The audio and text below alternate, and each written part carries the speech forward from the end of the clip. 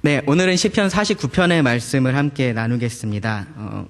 구약성경 837페이지 정도에 있고요. 시편 49편. 이 말씀을 통해서 저는 돈 하나님 영원이라는 제목으로 말씀을 드리려고 합니다. 랜디 알콘이란 사람이 쓴 책 제목이 돈 소유 영원이라는 것이 있는데요. 거기서 차용해 왔습니다. 이 말씀을 읽어보시면 제가 왜 돈 하나님 영원이라는 이 세 개의 키워드를 선택을 했는지 아마 아실 거라고 생각을 합니다. 시편 49편을 읽어보시면 이제 처음 시작부터 쭉 끝까지 읽어보시면 지금까지의 시편하고는 약간은 느낌이 다르다라는 생각을 하실 겁니다. 대부분의 시편이 찬양이거나 혹은 이 기도에 관한 내용이었다면 이 시편 49편은 사실은 만약에 시편이라고 얘기를 안 하고 그냥 읽어드리면 잠언에 어디 말씀을 읽나 보다 이제 그렇게 생각할 정도로 그런 잠언에 더 가까운 그러한 형식과 내용을 가지고 있습니다. 그래서 시편 49편을 이제 지혜시라고 구분을 하고요. 이제 그렇게 분류되는 여러 시편 중에 하나입니다. 특별히 이 시편은요, 돈 하나님 영원이라는 그 주제로 인생을 바라보는 그러한 지혜를 우리들에게 가르쳐 주고 있습니다. 제가 먼저 조금 길긴 한데요, 20절까지 있기는 한데요, 그래서 처음부터 끝까지 한번 읽어보는 것이 또 도움이 될 거라고 생각을 해서요, 제가 먼저 읽어보겠습니다. 49편 1절입니다. 고라 자손의 시, 인도자를 따라 부르는 노래. 뭇 백성들아 이를 들으라. 세상의 거민들아 모두 귀를 기울이라. 귀천 빈부를 막론하고 다 들을지어다. 내 입은 지혜를 말하겠고 내 마음은 명철을 작은 소리로 읊조리리로다. 내가 비유에 내 귀를 기울이고 수금으로 나의 오묘한 말을 풀리로다. 죄악이 나를 따라다니며 나를 애워싸는 환난의 날을 내가 어찌 두려워하랴. 자기의 재물을 의지하고 부유함을 자랑하는 자는 아무도 자기의 형제를 구원하지 못하며 그를 위한 속전을 하나님께 바치지도 못할 것은 그들의 생명을 속량하는 값이 너무 엄청나서 영원히 마련하지 못할 것임이라. 그가 영원히 살아서 죽음을 보지 않을 것인가. 그러나 그는 지혜 있는 자도 죽고 어리석고 무지한 자도 함께 망하며 그들의 재물은 남에게 남겨두고 떠나는 것을 보게 되리로다.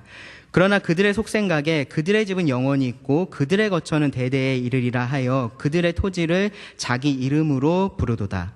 사람은 존귀하나 장구하지 못하며 멸망하는 짐승 같도다. 이것이 바로 어리석은 자들의 길이며 그들의 말을 기뻐하는 자들의 종말이로다. 그들은 양같이 스올에 두기로 작정되었으니 사망이 그들의 목자일 것이라. 정직한 자들이 아침에 그들을 다스리리니 그들의 아름다움은 소멸하고 스올이 그들의 거처가 되리라. 그러나 하나님은 나를 영접하시리니 이러므로 내 영혼을 스올의 권세에서 건져내시리로다. 사람이 치부하여 그의 집에 영광이 더할 때에 너는 두려워하지 말지어다. 그가 죽음에 가져가는 것이 없고 그의 영광이 그를 따라 내려가지 못함이로다. 그가 비록 생시에 자기를 축하하며 스스로 좋게 함으로 사람들에게 칭찬을 받을지라도 그들은 그들의 역대 조상들에게로 돌아가리니 영원히 빛을 보지 못하리로다. 존귀하나 깨닫지 못하는 사람은 멸망하는 짐승 같도다. 이 1절에서 4절의 말씀을 보면요, 아주 분명하게 이렇게 말을 하고 있습니다. 모두 지혜를 들어라. 지금부터 내가 할 이 지혜를 너희가 반드시 들어야 된다라고 이 말을 하고 있습니다. 3절과 4절에 보면요, 이 시편은 지혜에 대해서 말을 하겠다라고 말을 하고요, 또 명철을 작은 소리로 말을 하겠다라고 말하고 있습니다. 그리고 그것을 그 4절에 보시면 비유라는 형식, 그리고 오묘한 말, 다르게 말하면 수수께끼인데요, 그런 수수께끼의 형식으로 이 모든 것들을 풀어낼 거다라고 이야기를 하고 있는 겁니다. 세상에 많은 지혜의 말들이 있고요, 우리가 격언이라고 부르는 것 혹은 잠언이라고 부르는 그러한 말들이 많이 있습니다. 그런데 그러한 것들을 가만히 들어보면요, 우리가 전혀 몰랐던 새로운 이야기를 듣는 것은 아닙니다. 대부분 우리가 이미 알고 있는 이야기들입니다. 그런데 우리가 그렇게 알고 있는 것과 그렇게 살고 있는 것은 조금은 다른 문제입니다. 그리고 그러한 격언들, 그러한 잠언들은 우리가 왜 그렇게 살아야 하는지를 아주 생생한 비교나 혹은 역설이나 대조나 그런 여러 가지 방법을 통해서 우리들에게 그렇게 살아야 함을 강조해 줍니다. 그리고 이 시편이 이제 그러한 일을 우리들에게 해줄 것입니다. 이 시편도 사실은 우리 모두가 다 알고 있는 이야기를 합니다. 누구도 부인하지 않을 그러한 이야기들을 하고 있습니다. 그러면서 이렇게 질문을 합니다. 그러면 너는 정말 그렇게 살고 있느냐라고 묻습니다.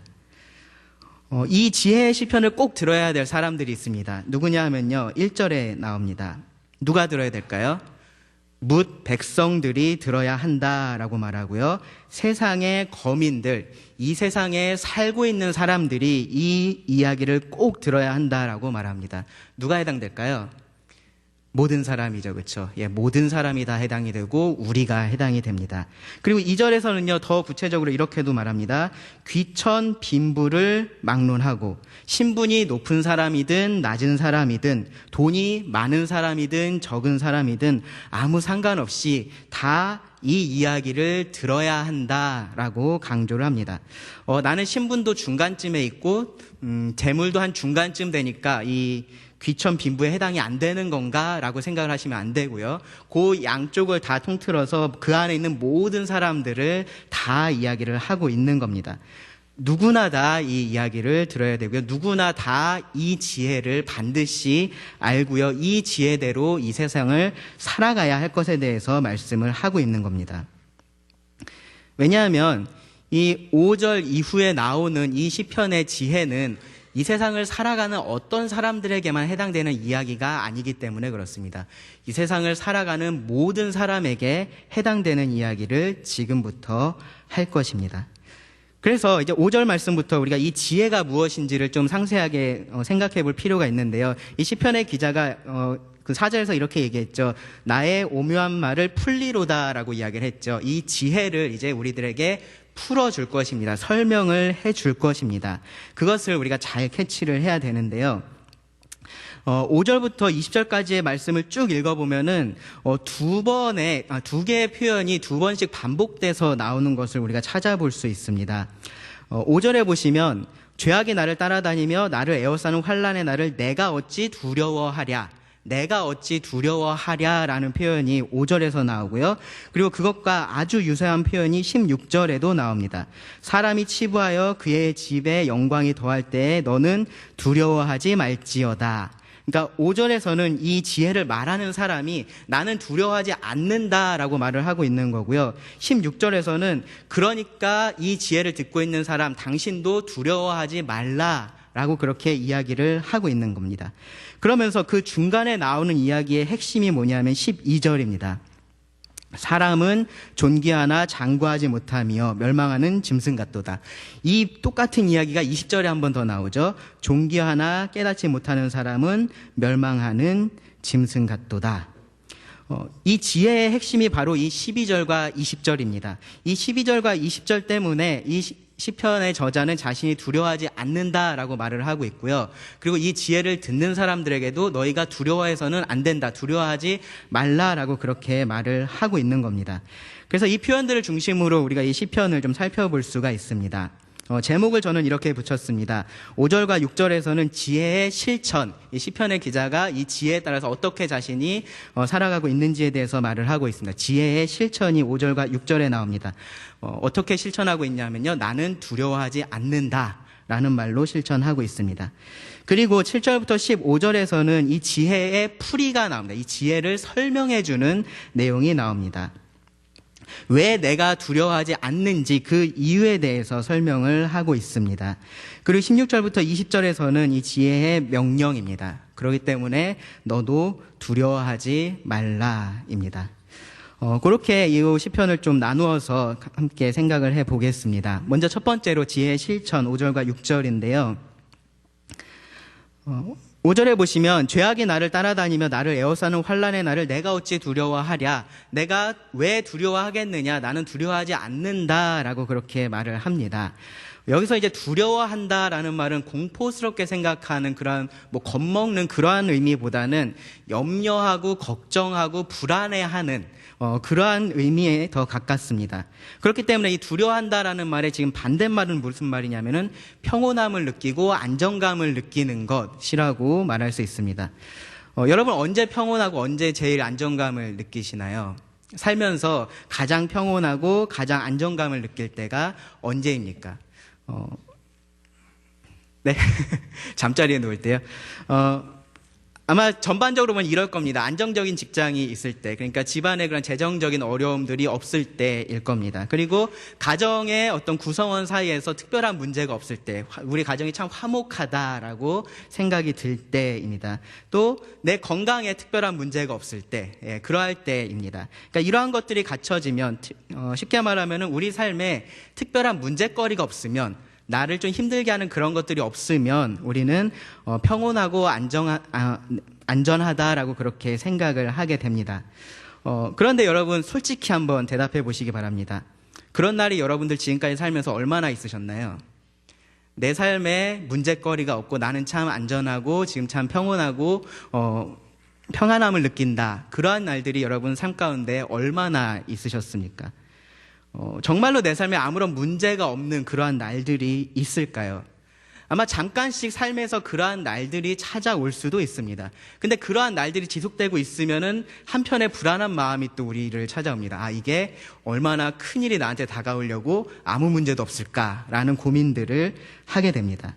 우리가 사람들을 만나서 이야기를 해보면요, 또 교회 안에서도 마찬가지인데요, 다들 이런 말들을 입에 달고 삽니다.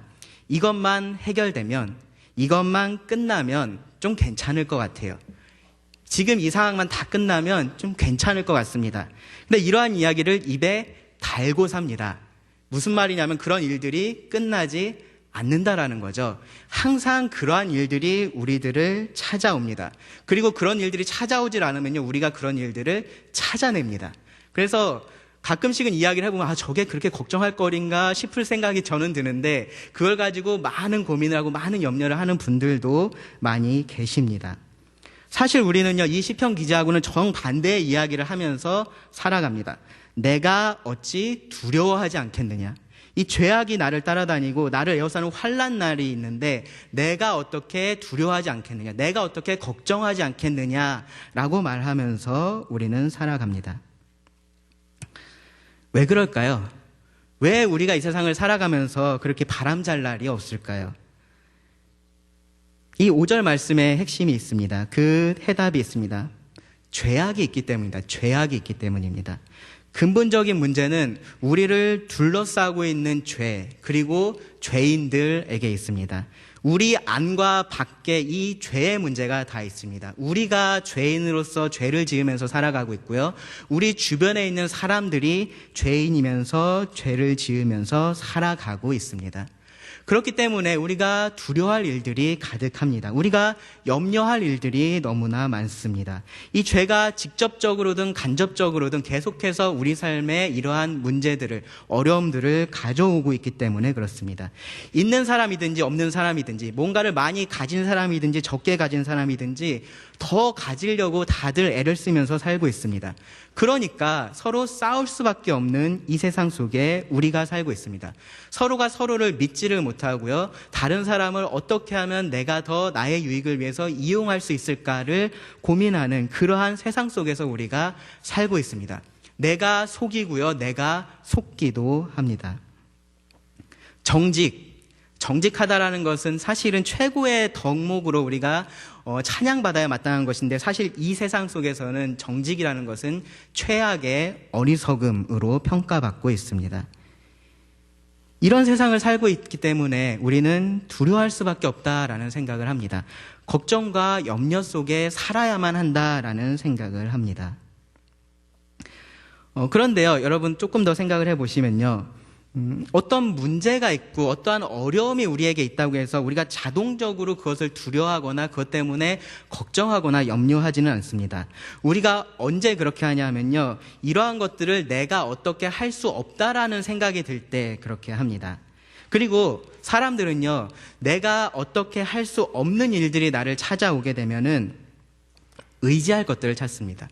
이 상황에서 내가 원하는 것을 이루어줄 수 있는 무언가를 찾고 그것에 기대기 시작합니다. 인류 역사를 통해서 가장 많은 사람들의 의지가 되어 온 것이 무엇인지 아십니까?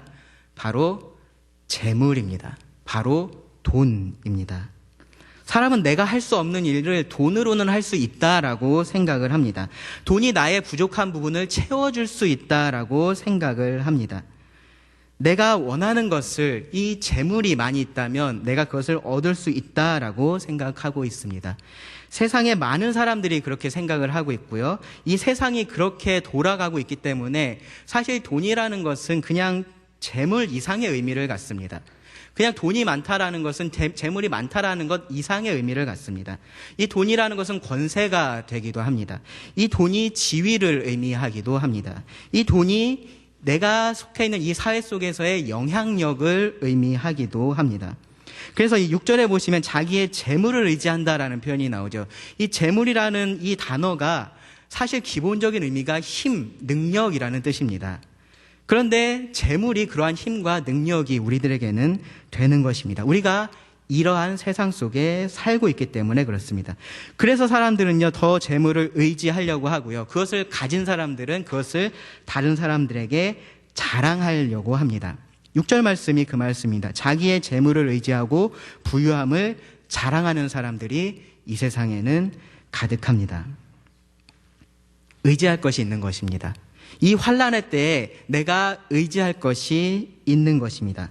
이 돈을 의지하는 사람은, 돈을 많이 가지고 있는 사람은 그러한 때에 자신이 더 두려워하지 않는다라고 생각을 하는 겁니다. 근데 여러분, 이 표현을 가만히 보시면요, 이 자기의 재물을 의지한다라고 말하고요. 그리고 그 부유함을 자랑한다라고 말합니다. 그리고 그러한 것들을 가지고 있을 때 두려워하지 않을 수 있다라고 말합니다. 근데 이 표현들 여러분 가만히 생각해 보시면 시편에서 우리가 자주 들었던 표현입니다.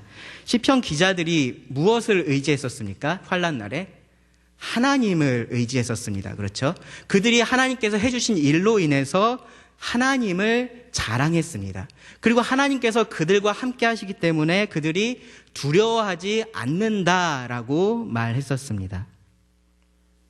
이 하나님과 관련되어서 사용되어야 할 그 표현들, 의지하고 자랑하고 두려워하지 않고, 이러한 표현들이 지금 재물과 관련해서, 이 돈과 관련해서 사용이 되고 있는 겁니다. 쉽게 말하면 지금 이 세상에서 돈을 의지하면서 살아간다라는 말은 돈을 하나님으로 만들고 그 돈을 섬기면서 살아가고 있다라는 의미가 된다라는 겁니다. 돈을 하나님으로 만들어서 의지하고 자랑하고 그 돈으로 인해서 이 삶에 있는 불확실함, 이 환난의 날을 두려워하지 않는다라고 지금 사람들이 말을 하고 있다라는 겁니다. 그럼 시편 기자는 자신은 그러한 날에 두려워하지 않는다라고 말했는데, 그럼 동일하게 그도 많은 재물을 가지고 있기 때문에 지금 두려워하지 않는다라고 말을 할 수 있는 걸까요? 뒤에 말씀들을 읽어보면요, 전혀 그렇지 않다라는 것을 우리가 알 수 있습니다. 오히려 그 돈을 의지하는 사람들은 두려워할 이유가 넘쳐난다라고 말하고요, 또 그렇게 두려워해야만 한다라고 말합니다. 하지만 이 시편 기자는 자신은 그렇지 않기 때문에 두려워하지 않는다라고 말합니다. 그리고 우리가 그 지혜를 이제 제대로 배워야 합니다. 7절부터 15절에서 이 시편 기자는 이 지혜가 무엇인지를 우리들에게 설명을 해줍니다. 그리고 그 핵심은요, 제가 먼저 말씀드렸던 것처럼 12절에 있습니다. 사람은 존귀하나 장구하지 못하며 멸망하는 짐승 같도다. 다른 말로 하면요, 사람은 존귀할 수 있으나, 사람이 이 땅에서 영광스러울 수 있고 많은 것을 누릴 수 있지만 결국은 그것이 영원하지 않고 궁극적으로는 멸망하는 짐승과 다를 것이 없다라고 그렇게 말을 하는 것입니다. 이것이 지혜입니다. 근데 이 지혜를요, 두 가지 중요한 사실을 가지고서 설명을 합니다. 첫 번째는 뭐냐면요, 7절에서 12절에 나오는데요, 이 땅의 것은 죽음으로써 끝난다라는 사실입니다. 이 땅에 속한 것들은 죽음으로써 끝난다라는 사실이 첫 번째고요. 두 번째는 13절에서 15절에 죽음 이후의 삶은 이 땅에서 결정된다라는 사실입니다. 첫 번째 사실은 이 땅의 것은 죽음으로써 끝난다라는 거고요. 두 번째는 죽음 이후의 삶은 이 땅에서 결정된다라는 겁니다. 첫 번째로 이 땅의 것은 죽음으로 끝난다라는 사실을 살펴보겠습니다. 7절부터 읽어보시면 이 시인은 먼저 이 죽음은 아무도 피할 수 없다라는 것을 강조를 합니다. 7절 말씀에서 아무도 자기의 형제를 구원하지 못하며 그를 위한 속전을 하나님께 바치지도 못한다라고 말합니다. 아마 이 시편을 읽은 유대인들은 자연스럽게 율법에 있는 내용을 생각을 했을 겁니다. 어떤 경우에는요, 이 생명으로 생명을 대신해야 할 그런 상황에서 이러한 보상금을, 배상금을 내고 이 생명을 대신할 수가 있었습니다. 그 경우를 생각해 보면 이 사람은 죽어야 되는데 돈을 내고 죽지 않은 거죠. 그러니까 마치 돈을 내고 생명을 산 것과 비슷한 그러한 말이 됩니다. 그리고 또 하나 또 생각날 수 있는 건 뭐냐면요, 출애굽 때 죽음의 사자가 모든 장자들을 죽일 때 이 이스라엘의 장자들은 어떻게 그 생명을 얻었나요?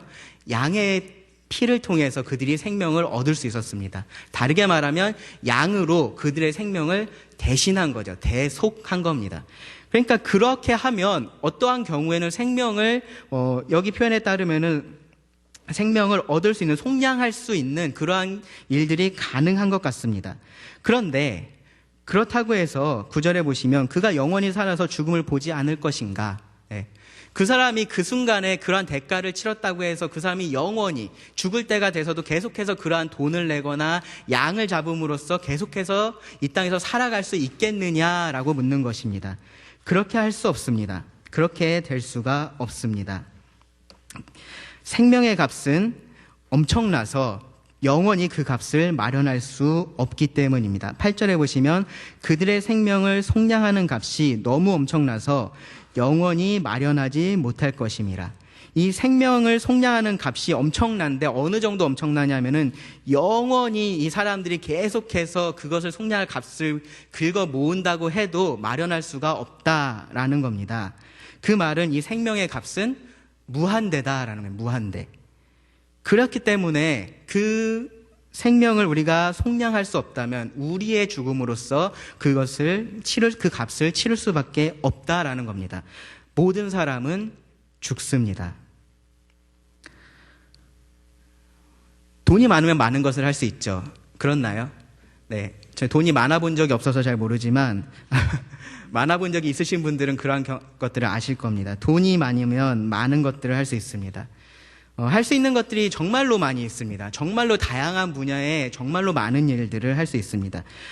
그렇기 때문에 사실은 돈으로 모든 것을 할 수 없다라는 것을 사람들이 알면서도 마치 모든 것을 할 수 있는 것처럼 생각하면서 그렇게 살려고 합니다. 문제는 돈으로 할 수 있는 것들은 딱 이 땅에, 그리고 물질적인 것에 한정이 되어 있다라는 겁니다. 누가 이런 말을 먼저 했는지 제가 열심히 찾아봤는데 사실 잘 못 찾았는데, 이렇게 그래도 모두가 공감할 수 있는 이러한 이야기를 한 사람이 있습니다. 돈으로 살 수 있는 것과 살 수 없는 것에 대한 목록인데요. 제가 그 중에 몇 개를 적어왔습니다. 한번 들어보시기 바랍니다. 맞는지 틀린지 들어보시기 바랍니다. 돈으로 집을 살 수 있지만 가정은 살 수 없다. 돈으로 침대를 살 수는 있지만 잠을 살 수는 없다. 책을 살 수 있지만 지혜를 살 수 없고, 약을 살 수 있지만 건강을 살 수 없다. 음식을 살 수는 있지만 식욕을 살 수는 없고, 옷을 살 수는 있지만 아름다움을 살 수는 없다. 돈으로 지위를 얻을 수 있지만 존경을 얻을 수 없고, 쾌락을 얻을 수 있지만 행복을 얻을 수는 없다. 맞나요? 네, 맞습니다. 이 땅에 속한 것들, 물질적인 것들은 여러분들이 돈을 많이 모으시면 어떻게든 모을 수 있습니다. 하지만 영혼에 속한 것들, 우리들에게 정말로 가치 있는 그것들은 돈으로서 얻을 수 있는 것들이 아닙니다. 그런데 이상하게 우리는 돈으로서 그런 것들을 얻을 수 있는 것처럼 이 땅에서 삽니다. 이 다른 모든 것들은 다 차치하더라도요, 돈으로서 절대 얻을 수 없는 것, 그것이 무엇이냐 하면 바로 지금 이 말씀에서 말하고 있는 우리의 영혼, 우리의 생명입니다. 그것은 돈으로서 절대로 얻을 수가 없습니다. 사람의 생명을 속량하는 것은 물질적인 것이 아니고요. 값을 매길 수조차 없기 때문에 당연히 돈으로서 우리가 그것을 얻을 수는 없습니다. 그래서 모든 사람들 앞에, 이 땅에 태어난 모든 사람들 앞에 이 죽음이라는 것이 기다리고 있습니다. 그리고 이 죽음은요, 이 땅에서의 육체의 죽음만 의미하는 것이 아니라 영원한 죽음이 포함되어 있다라는 것을 13절에 가면 우리가 알 수 있습니다. 그 전에요, 우리가 10절의 말씀도 좀 살펴봐야 되는데요. 10절 말씀에 보면 이러한 이야기들이 단순한 이론이 아니다라고 이야기를 합니다. 이것이 정말로 실제이다라고 말합니다. 10절 보시면 그러나 그는 지혜 있는 자도 죽고 어리석고 무지한 자도 함께 망하며 그들의 재물은 남에게 남겨두고 떠나는 것을 보게 되리로다. 이 땅에 살아있는 동안에 우리가 계속해서 보는 것은 무엇이냐면 다른 사람들이 계속해서 죽어간다라는 겁니다. 그리고 그들이 죽으면서 그 무엇도 가져가지 못한다라는 것을 우리는 계속해서 경험하고 있습니다. 지금 7절부터 이 9절의 말씀까지 이 시편의 기자가 했던 이야기들의 증인들이 바로 우리들 자신이다라는 겁니다. 지혜 있는 자도 죽습니다. 어리석은 자도 죽습니다. 그러면서 그들이 가지고 있던 그 재물은 그대로 남겨두고 떠납니다. 그들의 돈이 그들의 죽음을 막을 수 없습니다. 죽음을 대신할 수 없습니다. 당연히 죽으면서 그 돈을 가지고 갈 수도 없고요. 그 이후의 삶에 그들이 이 땅에서 모아놓은 그 재물들이 어떠한 좋은 영향을 끼칠 수도 없습니다. 왜 그렇습니까? 돈이라는 것, 재물이라는 것은 이 땅에 속한 것이기 때문에 그렇습니다. 그래서 이 땅에 그냥 남겨질 것입니다. 모든 사람이 이러한 사실을 부인하고 싶어 합니다. 하지만 모든 사람이 이러한 일들을 경험하면서 살아갑니다. 죽음을 압니다. 내가 죽게 될 것이라는 것을 모두가 다 알고 있는데요. 그렇지 않을 것처럼 살아갑니다. 나는 이 땅을 떠나지 않을 것처럼 그렇게 살아갑니다. 나는 다른 사람들의 장례식에 가기만 하지 내가 그 장례식의 주인공이 될 거라고는 생각하지 않고 살아갑니다. 그런데 굉장히 역설적인 것은 무엇이냐 하면요. 사람들은 그 속에서는 자신도 죽는다라는 것을 알고 있다라는 겁니다. 11절을 말씀해 보면 그러나 그들의 속생각에 그들의 집은 영원히 있고 그들의 거처는 대대에 이르리라 하여 그들의 토지를 자기 이름으로 부르는도다. 이 땅에서 영원히 살지 못할 것을 알고 있습니다. 그래서 자신의 집에, 자신의 이 가문에, 그리고 이 땅에 자기의 이름을 두려고 합니다. 그래서 그런 속담이 있죠. 호랑이는 죽으면 가죽을 남기고 사람은 죽으면 이름을 남긴다. 그래서 우리가 그렇게 이름을 남긴 사람들을 많이 알고 있습니다. 어떤 길에 가면요, 어떤 사람의 이름을 따서 그 길의 이름이 붙여진 경우들도 있습니다. 어떤 건물을 보면요, 어떤 도서관에 가보면 이제 그 어떤 사람의 이름을 따서 그 건물의 이름을 지어놓은 경우들이 있습니다. 어떤 지역에 가면 그 지역의 이름이 어떤 사람의 이름을 따서 이름이 지어진 경우들도 있습니다. 그런데 그런 것들이 누구한테 의미가 있을까요? 나의 이름을 딴 도로가 있고 나의 이름을 딴 건물이 있고 그러한 것들이 누구에게 의미가 있을까요? 살아있는 사람에게는 어떤 의미가 있을 수 있습니다. 하지만 그 이름을 남기고 떠난 그 사람에게는 사실은 아무런 의미가 없습니다. 그래서 이 시편 기자의 첫 번째 결론이 이것입니다. 12절. 사람은 존귀하나 장구하지 못하며 멸망하는 짐승 같도다. 사람이 존귀할 수 있습니다. 정말로 화려하게 많은 것들을 누리면서 이 땅에서 살 수 있습니다.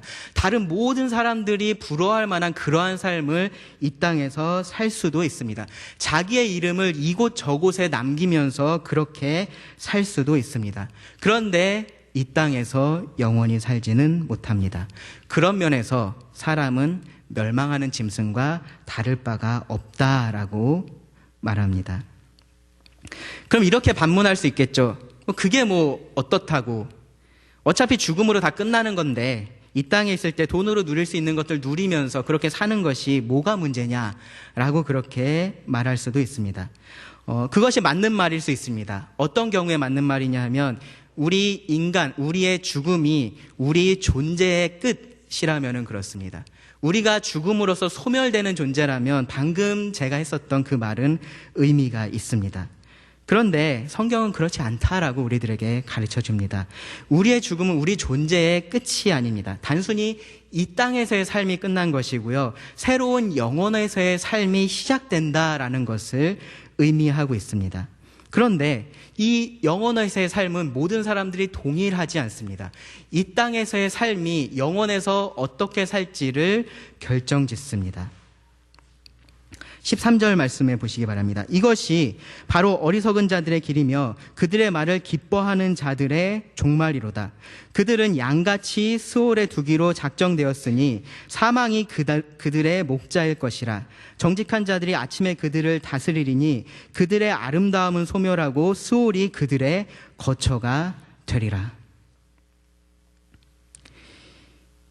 이 13절에서 시인은요, 어리석은 자의 죽음 이후의 삶에 대해서 말을 하겠다라고 합니다. 여기 이 어리석은 자는요, 6절에 나오는 사람입니다. 자기의 재물을 의지하고 부유함을 자랑하는 자.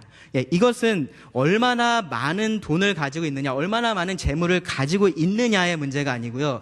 그것을 의지하고 있느냐의 문제입니다. 다른 말로 하면은 그것을 얼마나 추구하고 있고 그것을 얼마나 사랑하고 있느냐의 문제입니다. 만약에 이 돈을 내가 내 삶의 가장 최우선순위에 두고 그것을 사랑하며 그것을 추구하며 산다면, 그렇다면 여기 13절에서 말하고 있는 어리석은 자에 해당됩니다. 그러한 자들을 부러워하고 나도 그렇게 살고 싶다라는 마음을 여러분들이 가지고 계시다면은 바로 13절에서 말하고 있는 그들의 말을 기뻐하는 자에 해당됩니다. 그들의 종말, 그들의 결국, 그들의 죽음 이후의 삶이 이렇다라고 말합니다. 그들은 양같이 스올에 두기로 작정되었다라고 말하고요. 사망이 그들의 목자가 될 거다라고 말합니다. 돈을 하나님으로 섬긴 사람들은요, 결국은 영원한 죽음이 그들의 목자 노릇을 하게 될 겁니다. 저는 이 표현을 보면서 굉장히 신선하다라는 생각을 했습니다. 이 양하고 목자라는 표현을 사용을 하는데요. 성경에 보시면 이 양과 목자를 자주 이야기를 하는데 대부분 어떤 경우에 언급을 합니까? 이 목자는 하나님이시고 양은 하나님의 백성을 의미를 합니다. 그래서 잘 아시는 시편 23편 같은 경우는 이 양의 입장에서 그 목자이신 하나님과의 관계를 정말로 아름답게 표현한 그러한 시입니다. 그런데 여기 이 말씀에 보면 이 돈을 그들의 하나님으로 삼은 이 사람들, 이 어리석은 사람들과 그리고 그들이 맞이하게 될 이 사망이라는 것을 목자와 양의 관계로서 지금 말을 하고 있는 겁니다. 돈을 하나님으로 삼은 사람들은요, 사실 이 땅에서 돈을 그들의 목자로 삼고서 살아가고 있는 겁니다. 돈이 나의 목자시니 내가 부족함이 없으리로다라고 말하면서 살아가는 겁니다. 돈이 나를 푸른 초장으로 인도하고 실만한 물가에 나를 인도할 것이다라고 말하면서 살아가는 겁니다. 그리고 그 결과는요, 이 사망이 그들의 영원한 목자가 될 것입니다. 그들의 영원한 목자를 그들이 찾아가게 될 텐데요. 바로 사망입니다. 사망. 영원을 살게 될 겁니다. 그들이 이 땅에서 누렸던 존귀, 이 땅에서 누렸던 모든 아름다움, 화려함들, 그 모든 것들은 이 땅에 남겨질 것이고요. 시간이 지나면서 사라질 겁니다. 그들이 그들의 이름을 둔 토지가 이 땅에 남아있을지 모르고요. 그들의 가문이 그들의 바람처럼 대대로 계속해서 이어질지도 모릅니다. 그런데 그들의 영원한 거처, 그들의 영원한 집은 하나님이 계신 그곳이 아니라 하나님과 영원히 분리된 그곳, 스올에서 살게 될 것이다 라고 말합니다. 이것이 정말로 큰 문제입니다. 이 땅을 살아가면서 만나는 문제들과 비교할 수 없이 정말로 크고 정말로 중요한 문제입니다. 이 땅에서 만나는 환난은요, 우리가 재물이 많다면 어쩌면 피할 수도 있는 그러한 환난입니다. 가진 자가 되면요, 내가 환난을 만나는 사람이 아니라 다른 사람에게 그러한 환난을 줄 수 있는 그러한 힘 있는 사람으로서 살아갈 수도 있습니다. 그런데 그러한 시간이 잠깐이고요. 끝나게 됩니다. 그 시절이 곧 지나가게 됩니다. 그가 의지하면서 살았었던, 그가 자랑하면서 살았었던, 그의 두려움을 모두 제거해 줬던 그 모든 것들이 아무런 의미가 없어지는 영혼의 삶이 그들을 찾아올 때가 옵니다. 그리고 일단 그 영혼의 목자가 정해지면요, 영원한 거처가 정해지면 영원히 바뀌지 않습니다. 죽음이 그들의 영원한 목자가 되고요, 스올이 그들의 영원한 거처가 됩니다. 그런데 하나님을 따르는 이 정직한 자들은, 하나님을 의지하고 하나님으로 자랑하는 그 정직한 자들은, 여기 14절 말씀에 따르면 정직한 자들은 아침에 그들을 다스리게 될 거다라고 말합니다. 아침이 되면 지금의 이 어두움의 시간이, 이 환난의 기간이 끝나고 나면 승리할 것이다 라는 말입니다. 왜 그러냐면요, 15절에 그러나 하나님은, 하나님이 계시기 때문에 그렇습니다. 그러나 하나님은 나를 영접하시리니 이러므로 내 영혼을 스올의 권세에서 건져내시리로다. 이것이 현재 이 죄로 가득한 이 세상 속에서 이 환난의 때를 우리가 걱정과 두려움 가운데 살지 않아도 되는 이유입니다. 아무도 자기 형제를 구속할 수 없고요, 구원할 수 없고요, 하나님께 이 속전을 바칠 수가 없습니다. 생명을 속량하는 그 값은 너무 엄청나서 영원한 시간이 지나도 우리가 그 값을 마련할 수가 없습니다. 사람은 하지 못합니다. 그런데 하나님은 하십니다. 로마서 3장 23절 24절 모든 사람이 죄를 범하였음에 하나님의 영광에 이르지 못하더니 그리스도 예수 안에 있는 속량으로 말미암아 하나님의 은혜로 값없이 의롭다 하심을 얻은 자 되었느니라. 우리가 대속함을 받은 것 은이나 금같이 없어질 것으로 된 것이 아닙니다. 베드로 사도가 말하죠. 오직 흠없고 점없는 어린 양 같은 그리스도의 보배로운 피로 된 것입니다. 무한대의 비용이 필요한 이 속량, 그것을 무한하신 하나님께서 대신 갚아주신 겁니다. 그 구원을 베푸신 하나님을 의지하고요, 그 하나님을 자랑하는 자, 그러한 자를 하나님께서 영접하신다라고 말씀을 하고 있습니다. 그러한 자들을 이 죽음의 권세에서, 단지 죽음에서만 건져내시는 것이 아니라 그 죽음의 권세에서, 그 죽음의 영향력 아래서 건져내시겠다라고 말합니다. 그러니까요, 이 말씀은요, 단지 죽고 나서의 일만 이야기를 하고 있는 것도 아닙니다. 그냥 이 땅에서 죽었다 하고 살면 나중에 죽고 나면 좋은 일 있을 거야, 그런 이야기를 하고 있는 것이 아니라는 겁니다. 이 영혼에 대해서 우리가 올바르게 알고 있다면 우리의 지금의 이 삶이 정말로 의미 있는 삶이 될 수 있습니다. 여러분, 잠시 여행을 간 그곳에서 평생을 살 것처럼 직장을 구하고 집을 구하는 사람 본 적 있으십니까? 누군가 그렇게 한다면 우린 정말로 어리석은 사람이다 라고 말할 겁니다. 그 사람은요, 자기가 지금 어떠한 상황이 있는지 제대로 이해를 하고 있지 못해서 그렇습니다. 지금 내가 어떠한 상황에 있는 건지를 제대로 알아야 바르게 살 수가 있는 겁니다. 제대로 살 수가 있는 겁니다.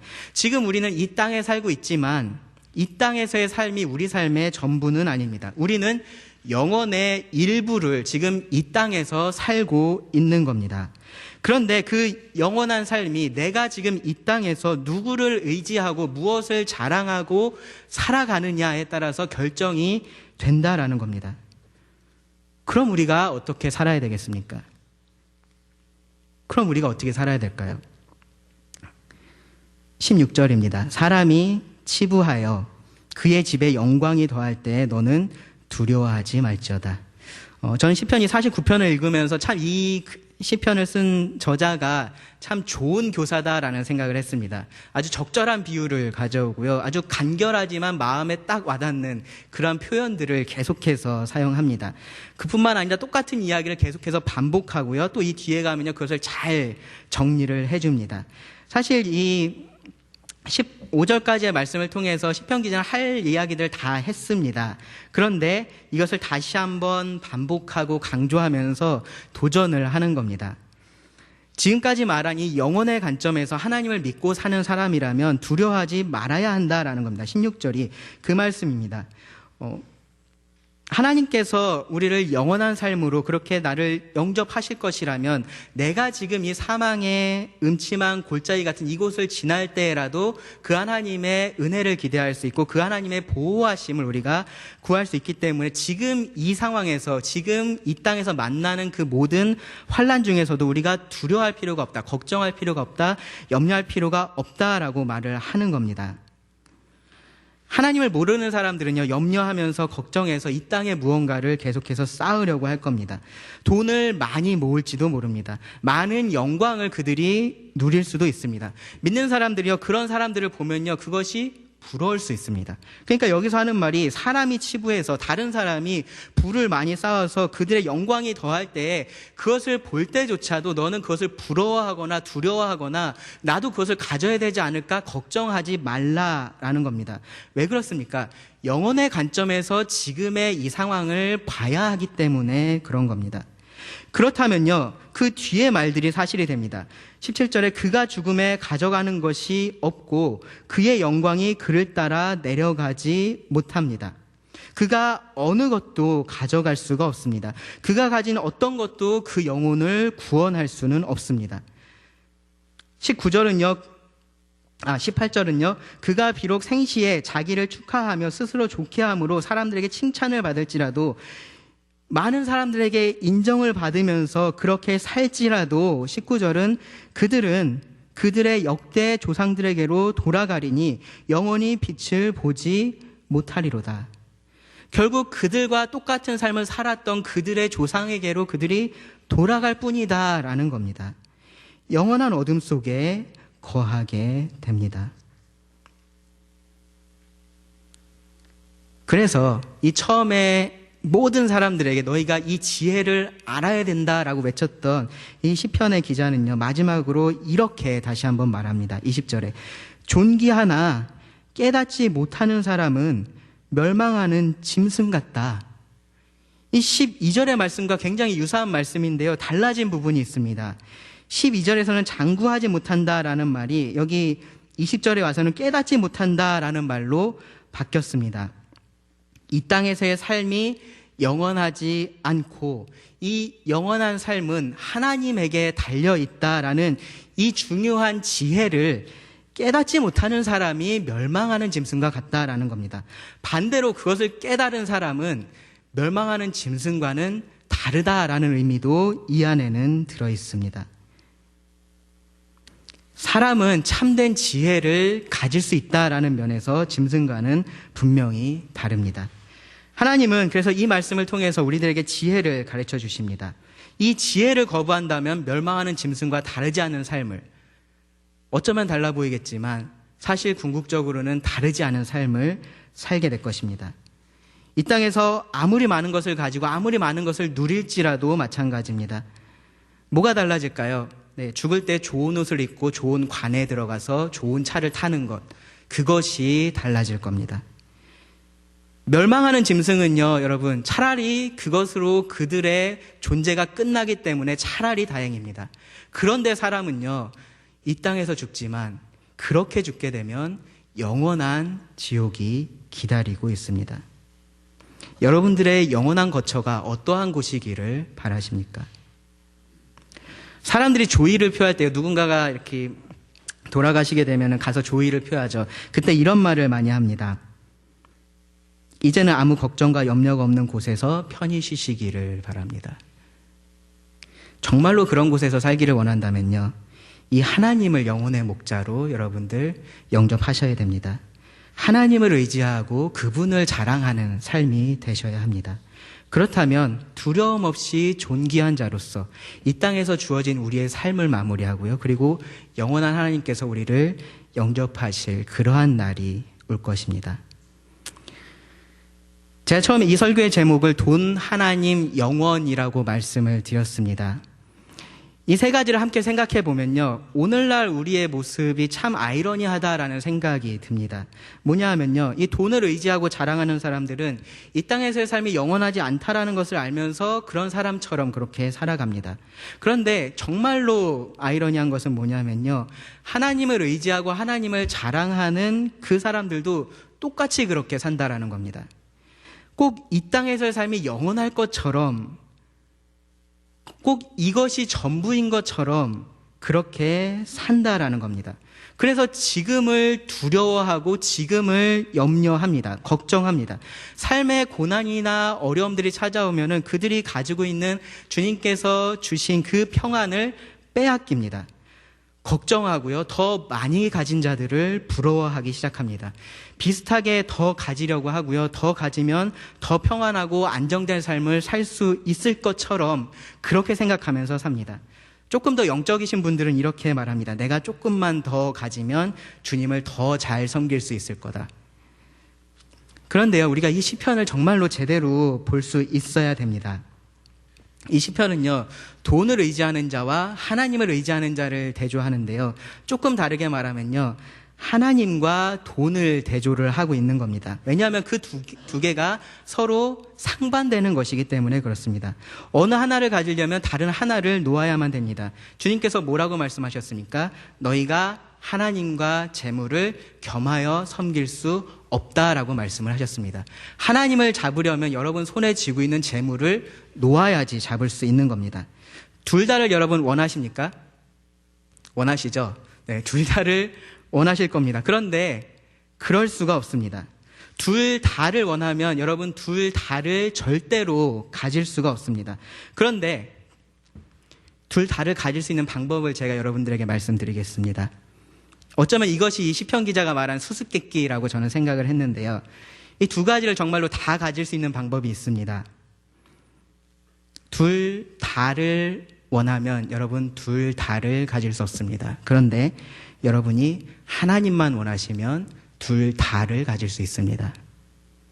왜 그러냐면요, 예수님께서 이렇게 말씀하셨습니다. 먼저 그의 나라와 그의 의를 구하라. 그리하면 이 모든 것을 너희에게 더하시리라. 빌립보서 4장 6절 7절은요, 아무것도 염려하지 말고 다만 모든 일에 기도와 간구로 너희 구할 것을 감사함으로 하나님께 아뢰라. 그리하면 모든 지각에 뛰어난 하나님의 평강이 그리스도 예수 안에서 너희 마음과 생각을 지키시리라. 어떻게 이런 수수께끼 같은 일이 가능할까요? 왜 이것이 가능할까요? 왜 하나님만 원하면 우리가 둘 다를 가질 수 있을까요? 하나님이 전부이시기 때문에 그렇습니다. 하나님께서 만유이시기 때문에 그렇습니다. 이 전부를 부분으로 나눠서 가지려고 하면 전부를 얻을 수가 없는 겁니다. 하나님이 전부라고 여러분들 믿으신다면 그 하나님만 원하시면 됩니다. 다른 것들을 함께 얻으려고 그렇게 사는 것이 아니라 하나님을 얻으려고 한다면, 이 하나님만 내가 가지려고 한다면 하나님께서는 그분의 은혜 가운데, 그분의 주권적인 섭리 가운데 우리들에게 참 많은 것들을 허락하실 겁니다. 영혼의 관점에서 돈은 절대로 하나님을 대신할 수 없습니다. 그런데 하나님은 모든 것이 되셔서요, 그 돈을 대신할 수 있는 그러한 분이십니다. 여러분, 이 지혜를 반드시 배우시기 바랍니다. 그리고 그 하나님을 의지하고 그 하나님을 자랑하시기 바랍니다. 그러면 이 땅에서의 우리의 삶이요, 걱정과 두려움이 아니라 기쁨과 평안 그리고 소망으로 가득 찰 것입니다. 기도하고 말씀을 줄이겠습니다. 하나님, 우리들에게 참 이 영혼의 아름다움을 보여주심에 감사를 드립니다. 지금 저희가 하나님을 알고 하나님을 믿는다고 하는 자들로서 이 땅 가운데서도 그렇게 살아갈 수 있기를 원합니다. 이 세상을 전부로 알고 살아가는 그러한 삶이 아니라 영혼을 바라보고 하나님을 의지하고 하나님을 자랑하는 자들로 살아갈 수 있도록 저희들을 붙들어 주시옵소서.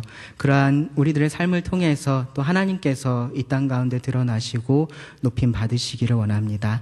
들은 말씀을 모두 주님께 의지하오며 예수님의 이름으로 기도합니다. 네.